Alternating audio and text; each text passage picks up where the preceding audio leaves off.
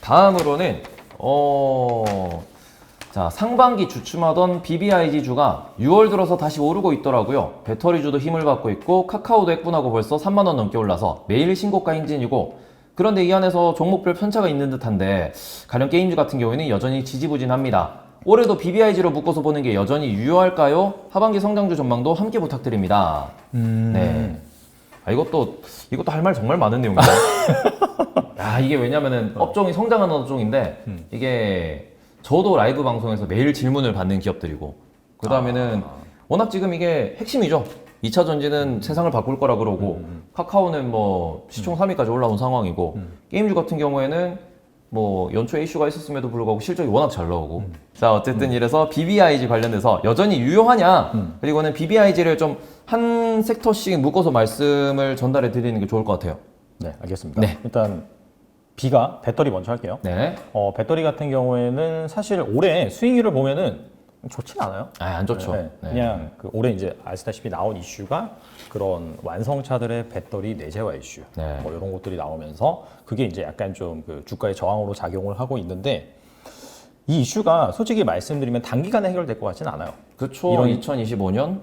저는 개인적으로 이 완성차 업체들이 그 배터리 시장에 진출한 것 자체가 네. 정말 기존의 2차 전지의 그런 일감 이런 거 완벽히 대체하기 위해서 진출한 건 아니라고 생각해요. 네네네.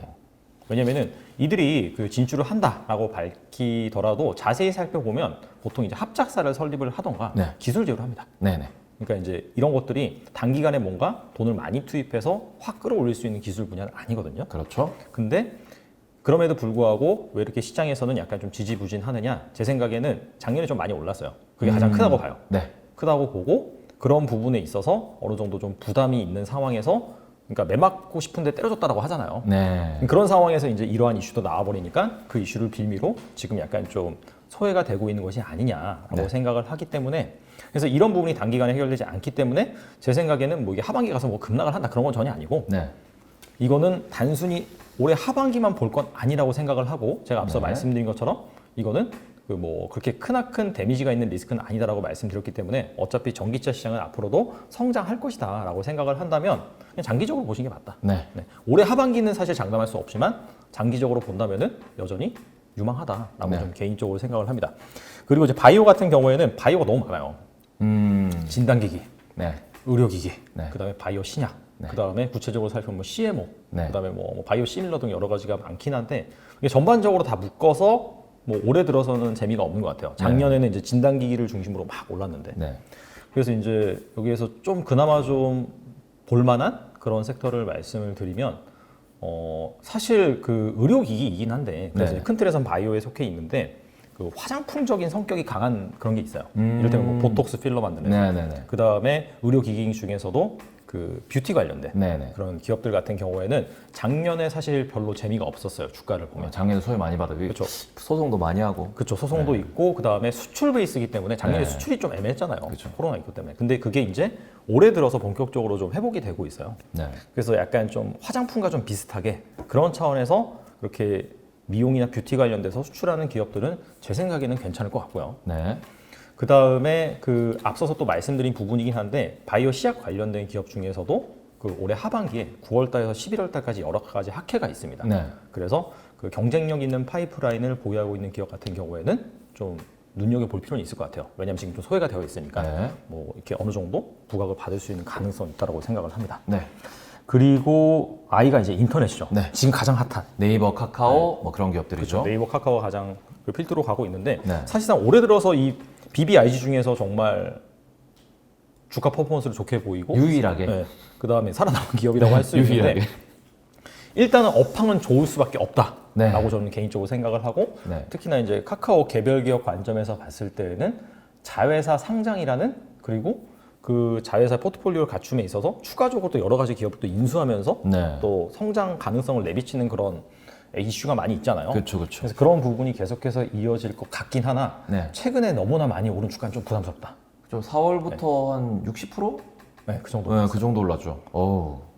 그래서 솔직히 좀 부담스러워요. 지금 이 시점에서는. 네. 이슈는 좋고 당연히 하반기에도 실적이 잘 나오고 성장 모멘텀이 나올 것 같긴 하나, 제 생각에는 아까도 말씀드렸다시피 그 가장 큰 악재는 많이 오른 거거든요. 네. 그러면 이제 시장 참여자들이 때릴 기회만 찾아요.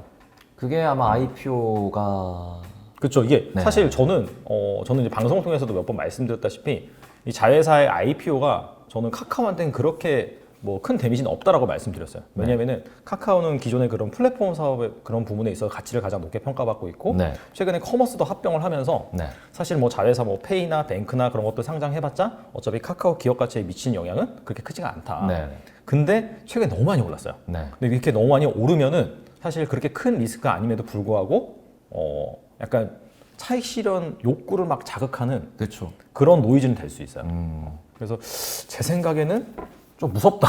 네. 그렇게 좀 결론 내릴 수 있을 네, 것 같고 게임은 솔직히 네. 말하면 저는 성장주로 보진 않아요. 제 개인적인 관점으로는. 네네. 왜냐하면 사실 작년에 그 코로나 때문에 이게 밖에 나갈 수가 없으니까. 네, 그렇죠. 원래는 24시간 중에 뭐 자는 시간, 밥 먹는 시간 빼고 내가 뭔가 활동하는 시간에 있어서 여러 가지 그런 시간들을 안배를 해서 게임도 하고 쇼핑도 하고 사람도 만나고 하는데 이건 뭐 그냥 나가서 활동하는 시간이 없어져서 네네. 어차피 그냥 집안에 있으면서 시간을 보내야 되기 때문에 또 게임 쪽이 많이 부각이 됐다라고 생각을 하거든요. 그렇죠. 그래서 그런 부분인데 사실 올해 같은 경우에는 그게 이제 점점 아닌 그런 케이스로 가려는 그런 움직임이잖아요. 네네. 그런 관점에서 게임은 제 생각에는 애매하다. 네. 성장주 관점에서 보기엔 좀 애매하고 단 플러스적으로 메타버스라는 게 있죠. 네.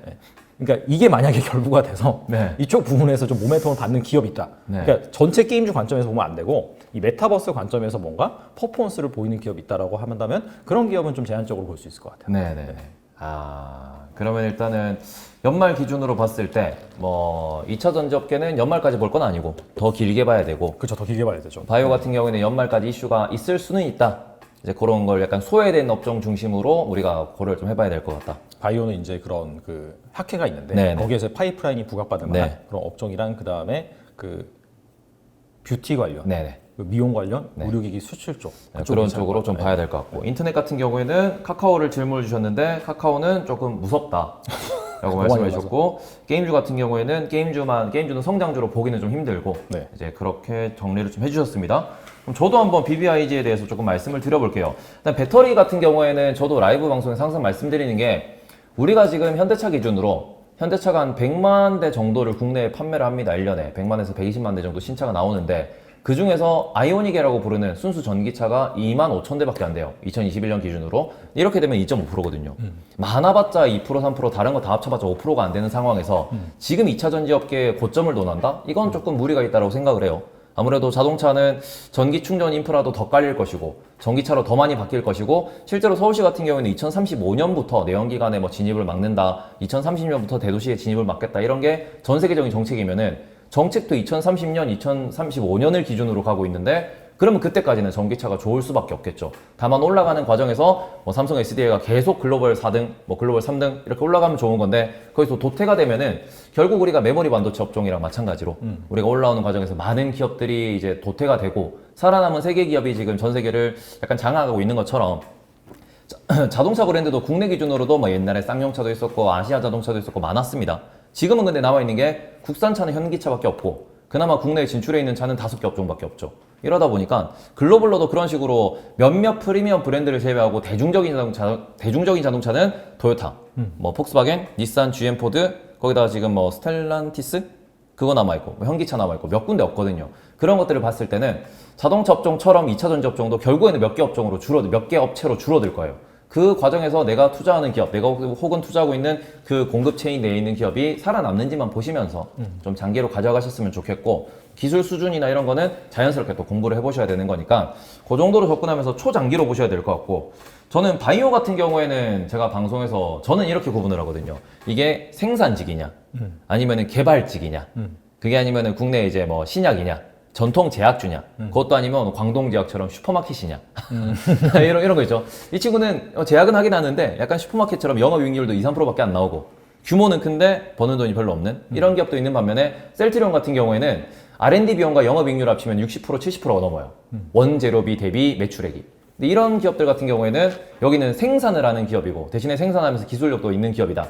그래서 좀 더 규모가 크다. 삼성 바이오로직스 역시도 마찬가지죠. 이제 증설이 이루어지고 나면은 영업이익률이 50%, 60% 나오겠죠. 그런 기업들 같은 경우에는 우리가 물론 이거는 우리가 국내 제조업이 잘 되니까 제조업 베이스로 보셔야 되는 거고, 신약을 개발하는 아까 질문을 주셨던 SK바이오팜 같은 경우에는 R&D 연구 개발을 하는 곳으로 또 보셔야 되는 거고요. 그러니까 좀 구분을 해서 보시다 보면은 저는 바이오 같은 경우에는 국내는 첨단 제조업을 너무 잘해요.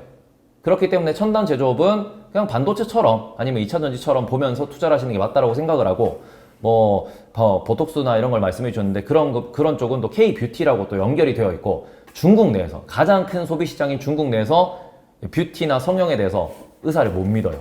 그래서 한국 시장이 더 빠르게 커진 것도 있고, 그러다 보니까 우리나라가 조금 점유율이 높아지고 있는 것도 있기 때문에, 물론 잘 만들고 제품이 좋은 것도 있지만 거대한 소비 시장 자체에서 이제 국경이 열리고 다시 돌아오면은 어마어마한 또 인구가 몰려들 거기 때문에 그런 부분도 공부를 좀 해보시면 좋을 것 같고, 개인적으로는 바이오 중에서는 약간 뷰티 쪽도 얘기를 해주셨는데, 저는 그 중에서 이제 뭐 건강기능식품 이런 쪽으로도 최근에 공식 하나 떴었죠. 그 한국콜마였었나요? 그 센트룸에 비타민을 우리나라에서 이제 위탁 생산을 한다 이런 것도 나왔는데, 글로벌 기업들도 우리나라에 위탁 생산을 시켜서 아시아 유통에 좀 한 개 축을 담당시킬 만큼 잘 만들고 설비가 좋아요. 그런 기업들이 분명히 존재하기 때문에 그런 기업 중심으로 조금 고려를 해보시면 연전이 저평가되어 있는 이런 기업들도 많고, 배당도 꾸준히 잘 주는 기업들도 많습니다. 그런 데에 대해서 공부를 해보시면 투자 아이디어가 좀 나올 수 있다고 생각을 해요. 특히 바이오 같은 경우에는. 인터넷은 저는 카카오에 대해서 되게 안 좋게 생각을 하는 게, 일단 카카오가 소신발언 하시네요. 네, 저는 되게 안 좋게 생각해요. 왜냐하면 네이버 같은 경우에는 뭐 라인에 대해서 뭐 지분이 연결이 안 되는 건 있지만, 실적이 연결이 안 되는 건 있지만, 아시아 시장의 공략, 아시아 시장 전체를 좀 공략할 수 있는 그런 기반이 좀 다져져 있는 기업이기도 하고, 웹툰 같은 경우에는 미국이나 일본 같은 데서 카카오랑 경쟁은 하고 있지만 그래도 조금의 우위가 있다. 이런 점도 조금은 좀 제가 개인적으로 생각할 때는 강점이라고 생각이 되는데, 카카오는 국내를 제외하면 해외에서 성공한 게 웹툰밖에 없어요. 아무래도 그 점이 확장성에 있어서 조금은 제한적이라고 생각을 하고, 반대로 생각하면은 그러니까 우리나라에서 카카오뱅크나 카카오페이, 카카오모빌리티가 되게 큰 평가를 받고 있는데, 그럼 네이버는 오히려 일본 내에서 일본의 그 재팬 라인뱅크, 그 다음에는 뭐 라인페이, 그 다음에는 라인모빌리티, 이런 게 지금 좀 대중화되어 있는 상황이고, 대만에도 대만 라인뱅크가 세워져 있고 태국에도 타이 라인뱅크가 세워져 있어요. 그러면 그 아시아, 그러니까 동남아시아 시장 전체를 놓고 봤을 때는 확장성은 좀 더 네이버가 좀 높다라고 생각을 하거든요. 다만 이게 부각이 안 되고 있을 뿐이지. 뭐 그런 점들을 보시면은 네이버나 카카오 둘 다 가져가야 되는 기업은 맞는데, 네이버는 더 큰 시장을 갖고 있음에도 카카오의 단기 IPO 이슈로 인해서 카카오가 더 많이 떴으니까, 그럼 상대적으로 이 둘만 놓고 보더라도 만약에 이게 롱숏 전략이라고 하면은 저는 네이버롱에 카카오 숏을 때리는 게 맞다고 생각을 하거든요. 그럼 이 기관 투자자나 외국인 투자자 입장에서, 큰손 투자자 입장에서 보시면은 네이버롱에 카카오 숏이면은 카카오 숏을 언제 때릴 것이냐, 그 명분이 저는 IPO가 될 거라고 생각을 해요. 왜냐면은 카카오뱅크나 카카오페이, 카카오모빌리티가 하나만 IPO가 되면 상관이 없어요. 6개월 단위로 카카오게임즈 이후에 이제 카카오뱅크, 카카오페이, 카카오모빌리티, 이게 하나씩 다 나와버리면은 지금 시총이 과연 유지가 될 수 있느냐 라는 것도 조금 걱정은 되는 거죠. 이제 카카오가 갖고 있는 플랫폼이 남아있는 게 그러면 카카오 엔터 정도고, 이제 웹툰 정도 남아있을 것 같고, 그 다음에 새로 이제 성장시키는 게 몇 개 있긴 한데 그건 아직까지는 스타트업 수준일 수 있고, 그러면은 조금은 부담스럽다고 생각을 하거든요. 특히 지주사로 전환되면은 배당률도 조금 보게 될 텐데, 그럼 배당에서 지주사 할인에다가 배당까지 따지면은 카카오는 조금은 부담스러워지지 않을까 라는 생각을 좀 해서, 지금 이제 급등에 대해서 급등한 만큼 떨어지면은 뭐 그때는 또 생각을 해볼 수 있겠지만, 이제 급등도 부담스럽고 IPO 이슈가 너무 많은 것도 단기적으로 명분으로 작용할 수 있다 보니까 조금은 카카오는 지금은 너무 위험하다라고 생각을 합니다. 뭐 그런 게 있고, 절대적으로 우리나라 인터넷이 네이버 카카오가 유사한 플랫폼이 누구냐라고 보면은 뭐 페이스북이나 아니면은 뭐 구글 같은 곳, 이런 곳이 이제 검색 플랫폼이나 여러 가지 이런 좀 SNS 플랫폼으로 볼 수 있는데, 걔네들의 PER을 보면 지금 PER이 30 정도 나와요. 포드 PER 기준으로 22 정도 나오거든요. 미국은 전 세계를 상대로 장사를 하고 있는데 페이스북이나 애플 아니면 뭐 그런 친구들이 PER이 20에서 30 정도에 거래가 되고 있는데, 카카오를 지금 보시면 PER이 400 정도 나오거든요. 400. 그러니까 그게 당연히 카카오는 성장하고 있고 이게 이슈가 있어서 좋다라고 말씀을 뭐 많이들 하시고, 그래서 매수를 하고 유지를 하고 있는 거는 인정을 하지만, 외국인 입장에서 매도를 칠 수 있는, 그러니까 우리가 LG화학 공매도 리포트로 한번 급락이 왔던 것처럼, 셀트리온도 마찬가지인 것처럼 카카오도 한번 공매도 리포트가 쏟아져 나오면은 그때 좀 크게 떨어질 수 있다고 생각을 해요. 특히 외국인들이 많이 참여하고 있는, 많이 투자를 한 기업이기 때문에 그런 이슈에서 자유로울 수 없고, 특히 국내 시총 3위라는 거는 외국인도 많이 보유를 하고 있다는 뜻이기 때문에 공매도와 함께 물량이 쏟아져 내리면은 이게 과연 감당이 될 것이냐, 그 점에서는 저는 카카오는 조금은 뭐 부정적이지 않나라는 생각을 갖고 있어가지고 그거는 리스크를 알면서 투자를 하셨으면 좋겠어요. 이제 분명히 카카오에 대해서 저도 라이브 방송에서 60% 수익 중이다, 뭐 100% 수익 중이다 이런 분들이 계십니다. 근데 그런 분들한테도 IPO 전으로 다들 각을 재고 있기 때문에 모두가 IPO 전으로 매도할 그 타이밍을 재고 있다 그러면은 본인도 그때 파셔야 그때가 고점이다. 그때 이후로 더 갈 거라고 생각하기에는 위험하다. 라는 생각이기 때문에 아마 그때 전후로 공매도 리포트 같이 쏟아져 나오면은 조금은 위험할 수 있기 때문에 각자 이제 무서운 만큼 잘 보면서 투자를 하셨으면 좋겠어요. 지금은 아무도 안 파니까 올라가는 건데 1명, 2명, 3명, 10명, 100명, 1000명이 팔면 떨어지기 시작해요. 그때는 정말 좀 무서울 수 있을 것 같습니다. 그 다음에 마지막으로 게임입니다. 예, 게임 같은 경우에는 저는 그렇죠, 게임은 성장주가 아닌 거 맞습니다. 저는 게임은 이슈주라고 생각을 해요. 뭐 항상 뭐 보셨겠지만 국내 넥슨 GT라는 그런 것도 유명하잖아요. 분명히 넥슨은 일본에 상장돼 있는데 자회사 중 하나예요. 옛날에는 게임하였는데 여기가 넥슨 게임이 나온다, 올라가요. 전 고점만큼 올라갑니다. 게임 출시하면은 떨어져요. 전 출발 전까지 떨어집니다. 게임이 나온다, 또 올라갑니다. 전 고점까지 올라가요. 이게 무한 반복되는데 모든 게임사, 컴투스, 게임빌, 뭐 넥슨 GT 모든 게임사를 봤을 때 우상향하는 기업은 지금까지 NC밖에 없었어요. 왜냐면 NC는 돈을 계속 더 벌고 돈을 계속 잘 버니까. 그거는 매출이 성장하니까 성장주가 맞죠. 나머지 기업들은 매출이 단기로 단발성 이슈로 자꾸 나왔다가 줄어들고 반복되다 보니까 게임 출시 이슈에 있어가지고 뭐 3개월 전, 6개월 전부터 많이 올랐다가 그러고는 실적이 나오면 떨어지거든요. 뭐 그것 때문에 국내에서 항상 우리가 NC소프트를 보고 뭐 여러 가지 뭐 펄어비스를 보고 성장하는 기업, 잘 가는 기업, 카카오게임즈 같이 실적이 잘 나오는 대형 게임사를 봤을 때는 아유 게임사 투자할 만하다고 생각은 하지만 반대로 옛날에 드래곤플라이트라는 게임이나 아니면은 데브시스터즈도 옛날에 쿠키런이 나왔다가 이번 쿠키런 킹덤이 나오기 전까지의 주가를 보시면은 게임이 나온 이후에 끝까지 떨어져요. 정말 돈을 이제 벌 때까지 떨어집니다. 이런 점들을 보시면은 게임주는 결국에는 우리가 이슈 매매만 하실 수밖에 없고 게임주 중에서 고배당을 주는 기업이 없어요. 그나마 컴투스 정도가 배당을 좀 주기는 하는데 나머지는 뭐 NC 같은 경우에는 배당이 0.78% 정도 나올 거예요. 그 정도 놓고 보시면은 이게 성장을 가파르게 해주지 않는 이상은 성장주로서 보기도 배당주로서 접근하기도 애매하거든요. 그래서 항상 게임 신작이 나오기 전에 주가가 봤을 때 떨어져 있으면은 사셔도 되겠다. 올라오면은 게임 출시하면은 파셔야지. 그 게임이 글로벌로 빅히트를 치면은 괜찮은데 리니지만 보더라도 한국 시장밖에 없다. 그나마 일본 대만인데 일본 대만에서 버는 돈에 비해서 국내 매출이 80%면은 이거는 한국 시장에서 내에서 현질하고 내에서 주식 올라가는 건데 내수주죠, 내수. 네, 시장이 한계가 있다. 글로벌하게 성장하는 게임사도 분명히 존재를 해요. 이번에 뭐 상장되는 펄어비스라든지 아니면은 크래프톤. 그 크래프톤. 그다음에 펄어비스 같은 경우에는 이제 검은 사막이 메인인데 검은 사막이 글로벌 실적이 좀 좋은 편이거든요. 국내보다. 그런 경우 같은 경우에는 글로벌 점유율이 어떻게 성장을 하는지 또 차기 게임 출시 일정이 어떻게 되는지 이런 걸 보시면 되기 때문에 뭐 저는 오히려 크래프톤이나 펄어비스 같은 경우에는 또 비즈니스 모델도 리니지의 가차 모델과는 좀 다르기 때문에 그런 좀 심도 있는 연구가 필요하다고 생각을 해요. 왜냐하면 이게 이번에 넥슨이나 넷마블, 이번에 NC가 같이 두드려 맞은 이유가 그분들의 BM이 어떻게 보면 약간은 도박성, 조작성 이런 게 좀 많다 보니까 확률 논란이 있다 보니까 그것 때문에 오르다가도 떨어지고. 네, 근데 이게 크래프톤이나 펄어비스의 BM은 뭔가 돈으로서 모든 걸 해결하는 게임이 아니거든요. 그러다 보니까 실적은 천천히 증가를 하지만 글로벌에 흥행할 수 있는 그런 매력 포인트를 가지고 있다. 특히 가차는 해외에서 안 먹히니까. 그런 좀 게임사도 한국 내에서의 진한 BM 모델이 있고 글로벌하게 진하고 있는 뭔가 무슨 프리패스 형태의 시즌권 형태의 이런 BM 모델이 따로 지금 정립이 되고 있습니다. 이런 것들이 어떻게 보면 뭐 도타, 롤 아니면은 배그 이런 데 지금 적응이 되고 있고 그게 뭐 포트나이트까지 해가지고 글로벌한 BM으로 자리 잡은 상황이다 보니까 그런 쪽으로도 좀 공부를 해보셔가지고 그런 투자 아이디어가 분명히 국내에도 존재를 하거든요. 아니면 글로벌로 보셔도 존재를 하고 이런 것들에 대해서 정말 깊이 있게 공부를 하셔야 돈을 좀 많이 벌 수 있지 않나라고 생각을 합니다. 그래서 게임주는 저는 삼각형.